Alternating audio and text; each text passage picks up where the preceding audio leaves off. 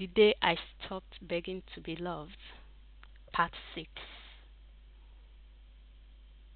Letting my children go was not an act of courage, it was survival. I had no job, no partner, no safety net, and no strength to pretend I could do it all alone. I couldn't even bring myself to take them to the village. My hands wouldn't move, my legs wouldn't carry me, my heart refused. So I begged my cousin not to save me, but to do what I couldn't bring myself to do, to take my kids on my behalf, to spare me the sight of their faces asking why. I stood far away, hiding behind a wall of tears and shame, listening to my children cry as they were carried onto the bus. Their voices chased me long after the engine started. I told myself the pain would be temporary, that at least my children would be safe. But the moment my mother laid her hands on them,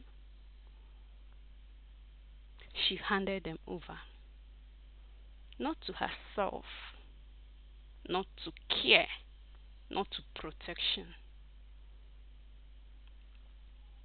to my ex-husband's family,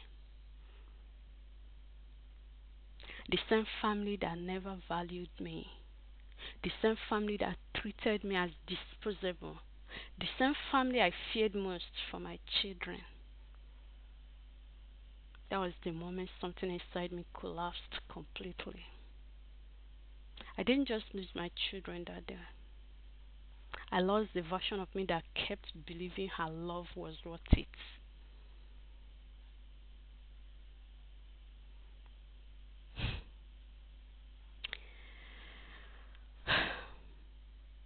If all her advice to take my children to the village led only to handing them over to the family that turned away from me in my darkest hour, then I finally had to accept the truth I resisted for years. Love had never been at the center of all her actions.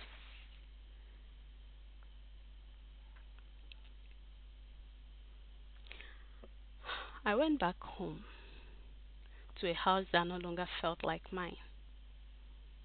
No toys, no cries, no tiny hands rushing for me.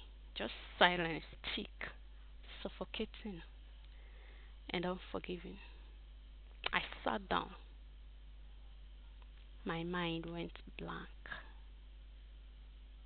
The silence was too loud.